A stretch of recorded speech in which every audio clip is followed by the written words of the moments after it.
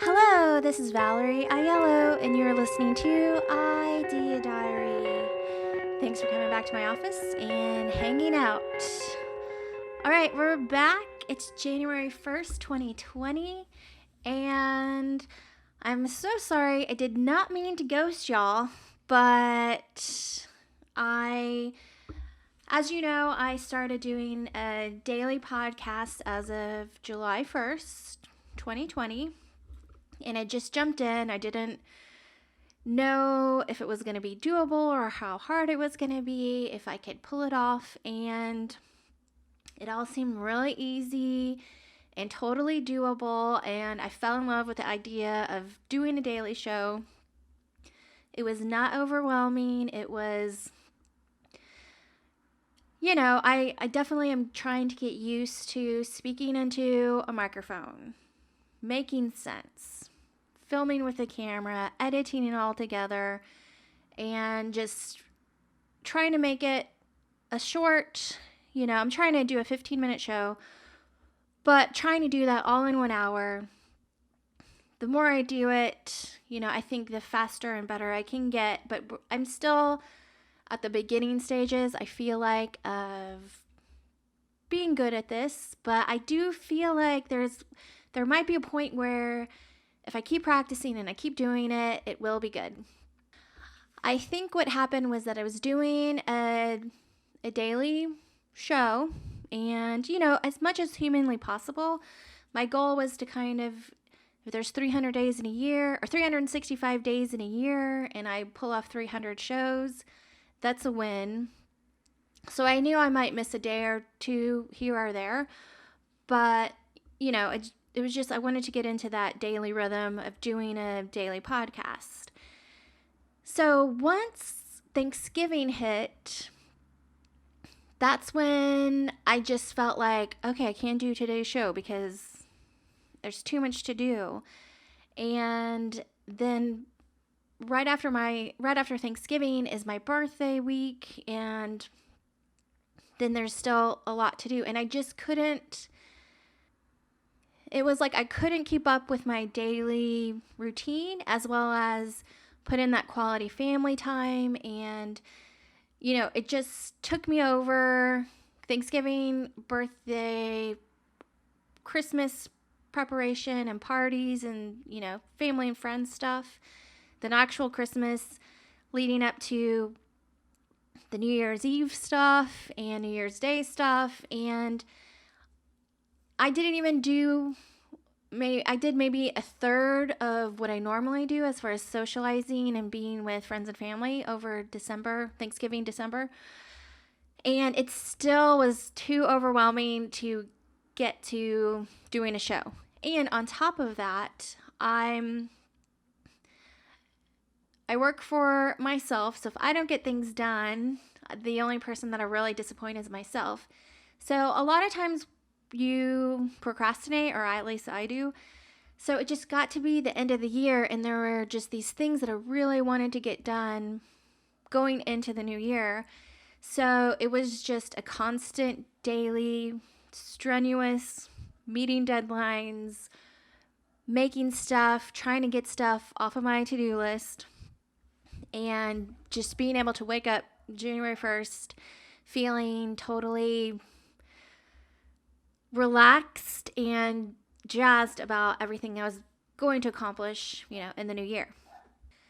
So I honestly didn't think anyone would notice, but I did just realize today, as I'm logging into all my stuff, that I did get a tweet from a very nice person that was asking if the show was going to come back. And that totally made my day. I had zero idea. So I really apologize if it seemed like I ghosted the show. But it was, I think, an all part of learning about what it takes to have a daily podcast. And there's something called an orbit, which is you go 365 days a year. You go live every year, or every day of the year. So I don't think an orbit is realistic for me, even though maybe in a year or two I can go for the daily orbit. And I do think that just taking a gigantic break from Thanksgiving until New Year's Day is going to be my thing. It's going to be my own little gigantic long weekend of getting everything that I want done before going into New Year's Eve that I can. That's, just give it my best college try of making sure that I've met every single goal that's actually possible to make in that Thanksgiving to New Year's Day time period. So that was just a big revelation for me to really realize that about myself. And,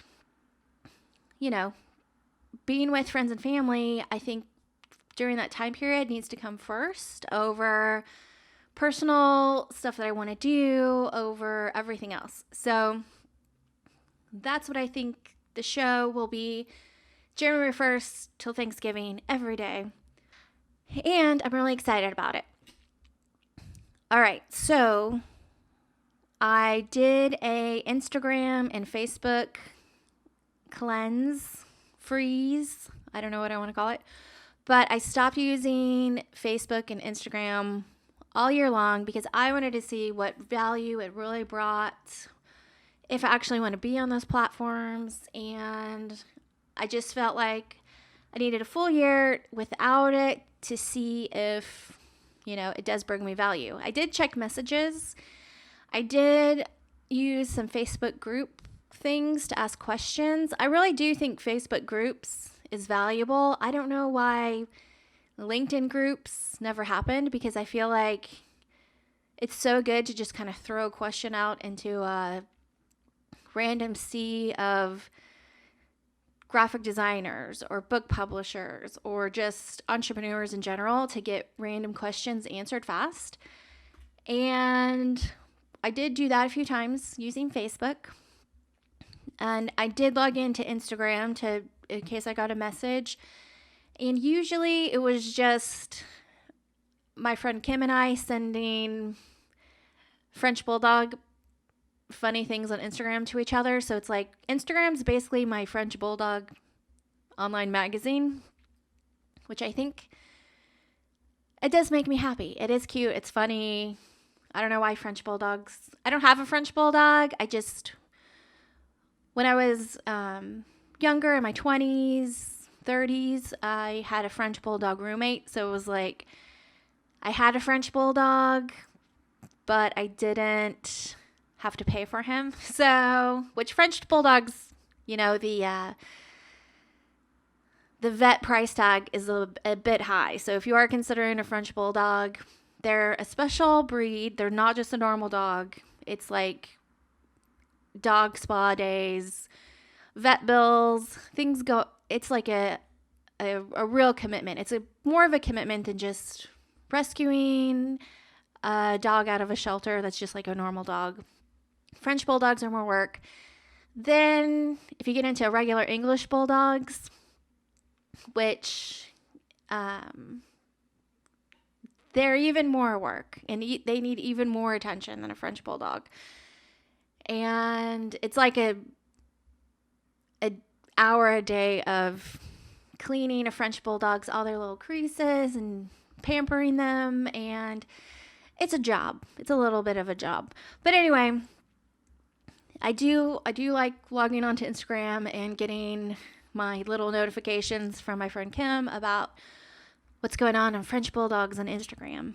Other than that, I'm not in both Facebook and Instagram. I like being able to message somebody that I haven't talked to in a long time.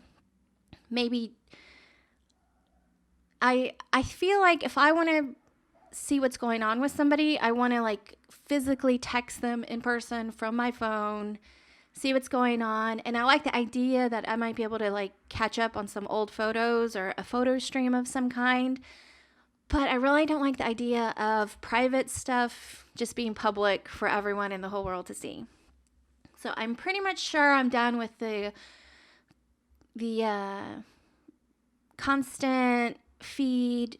Even though it's a great memory book and a way to capture memories, I think I'm gonna like not put anything personal in that way on Instagram or Facebook anymore. Not to say that I'm not going to figure out another way to do it. I just don't want to put it on those platforms. So I am not going to delete myself because I don't think that's necessary. But I am probably just going to turn my Facebook and my Instagram page into business profiles so that I can still check out other people's stuff if I want to, friends and family and stuff. But I'm not going to put any effort whatsoever using them as like marketing tools. I feel like I want to put all my effort into marketing tools that have the potential and the possibility to bring in revenue streams. So I'm only going to focus on YouTube, podcasting, and Medium.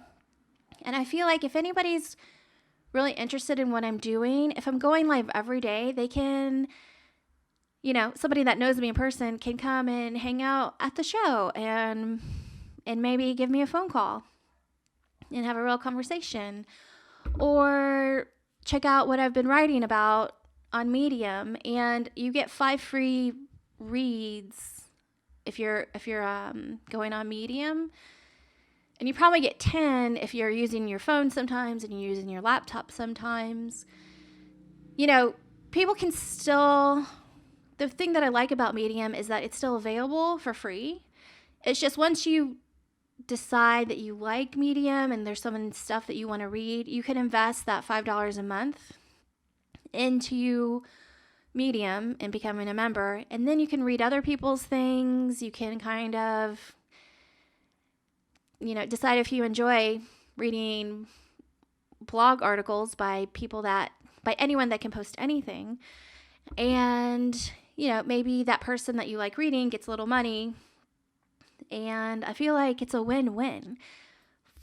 I know I'm not a big fan of having constant memberships to every single thing and having all these little $5, $10, $20 bills every month. I feel like that adds up. And sometimes you really don't use it. A lot of, if you have Netflix and Hulu and Disney Plus, it's just like, you probably could pick one and there's plenty of content to enjoy. But a lot of times we sign up for a million things, so I'm not really into that. I'd rather see people saving money, but that's what's good about Medium. You could read 5 things for free, or you can invest the $5 and it's going to art directly. So I would consider article writing art in some way. But yeah, so the last thing I posted in 2020 was on my Instagram page, I posted a kind of graphic wish list of things that I wanted to accomplish. So you could see the color version on my Instagram page, which is just Instagram.com/Valerie Aiello. So you could find me there. But don't feel like you need to follow or anything, because I don't know how long it's, if you want to, that's cool.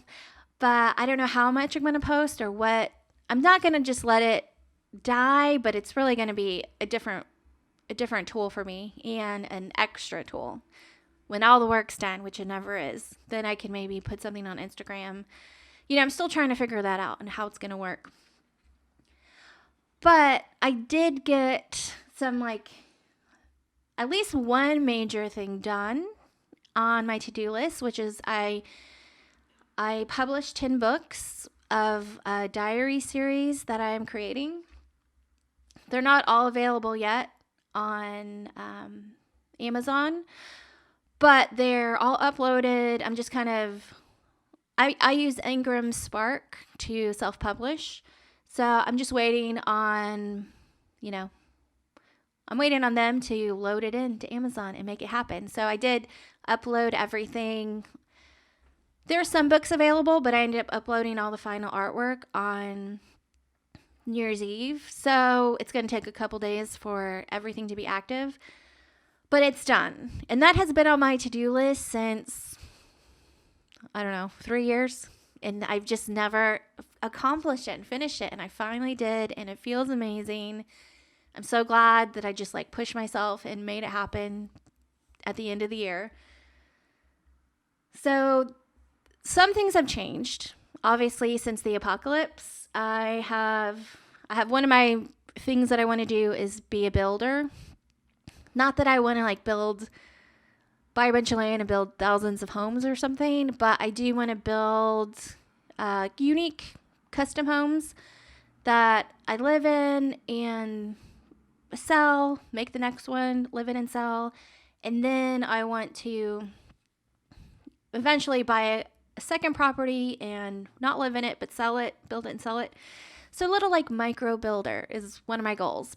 But because of the apocalypse, I am putting the building dream on mega hold because I'm just afraid of what's happening. The house I currently live in is for sale.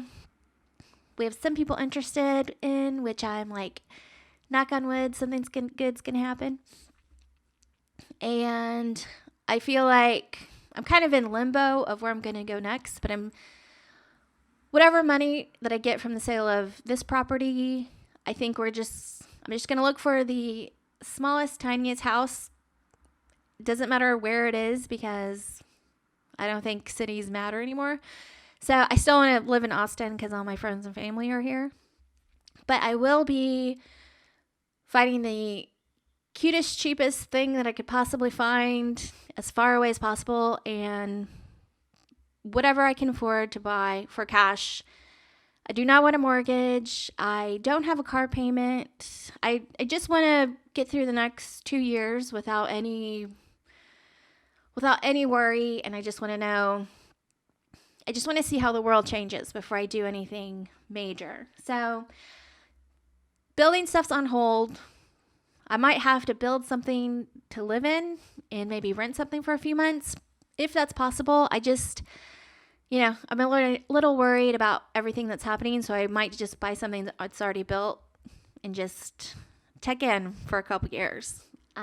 So the exciting thing is to have a new place and to, decorate it how you want and make a little space for yourself. So I'm excited about that.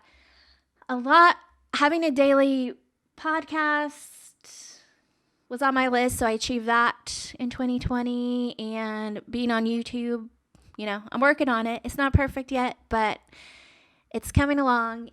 And anyway, so some of the things I'm taking off my list because I actually don't want them anymore, which is always interesting to realize.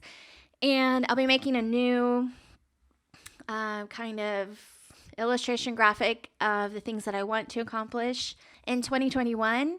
But yeah, at this point, I got so much done between Thanksgiving and New Year's that I am like totally relaxed. I'm so ready just to have my daily show. So my new 2020 goals are to do my daily meditation and my daily morning pages. I do morning pages a little bit differently than the real rules that are suggested in the morning pages that Julia Cameron wrote. But I found it so powerful. I started it in July, and it's just, I feel like if you're like a crazy idea person like me, which there's like 100 ideas a second and there's 100 things you want to do, I think having that like daily morning pages routine for me was the game changer.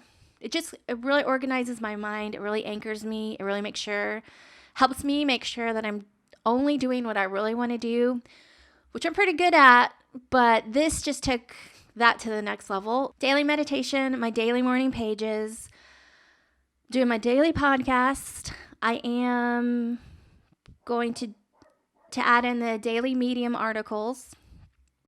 So writing is writing is the least of my strengths of all the things that I can do, but I feel like I really need to practice it. I really need to work on it. And hopefully, maybe it'll become a revenue stream of some kind. And adding into my Medium article, I'm adding an original illustration to everything that I write. So I plan on doing the podcast every day, no excuses. And I plan on doing the Medium articles with illustrations every day. But if I only get 3 a week, I'm going to consider that a success. But for me personally, might not be for everyone else, but I get more done if I plan things daily, the things that I really want to do. And then if it doesn't happen, there's always tomorrow. So it takes away a lot of guilt. And if I do kind of accidentally go an extra 2 days or something like that, then I feel guilty and I get back on my path of the things that I really want to accomplish. So other than that, marketing the things that that I've created, that are being released, that are coming through the pipeline of 2021, just like casually working on my marketing for those products. I think that's kind of like my goal for 2021 is to work on my marketing chops with real things that are really for sale that I feel like are really cool and fun. And which at this moment is the guided journal diary series that will be available soon, but we'll work on that through the year of the best way to market that. And my husband and I have 2 VR games that at least one was supposed to be published in 2020, but missed that little deadline. But we now have a second game that came out of the idea that the first game was going to take a little bit longer than anticipated. So now we have 2 games that are very close to being published that I'm really excited about. So once that is done, then I'm going to casually work on my marketing for inside the VR space. And so I'm really excited about that. And then we have a third VR game that we want to put on our working calendar, but we got to finish these 2 other ones first. But if all that happens and it's just casual marketing and stuff like that, I am super pumped. There's really no stress. And all these things are stuff that we've made once and they're for sale and they're out there. And the only thing left to do is like marketing and if we're lucky, actually doing PR. But even that's not as important as just getting it done and working on the next idea. So, and then I have 4 books that are kind of half to 80% written and at least ready for editing. So I want to publish these 4 books and then make more diaries that go with my diary series. And, all of my big dreams, like I want to direct a movie and I want to put out a new record and I want to build little mini dream houses and I want to sell paintings for 1,000 bucks a piece. And what else? I have some like other business ideas that I would love to do, but they're just not on the table yet, but they're kind of on the back burner. All those things might be backburnered again for 2021, but I'm so excited about what I do get to work on and the things coming and what we're doing that it's totally okay. So if I have a bit of a relaxing year, then I'm totally fine with that because I feel like I'm so excited to have a show, practice my writing, having some product out, that nothing, just that alone is like magnificent. So I don't know. It's kind of a different feeling than I've ever felt for my 2021 New Year Day experience. Because usually I just feel like crap about all the things that I didn't get done. And now I don't feel that at all.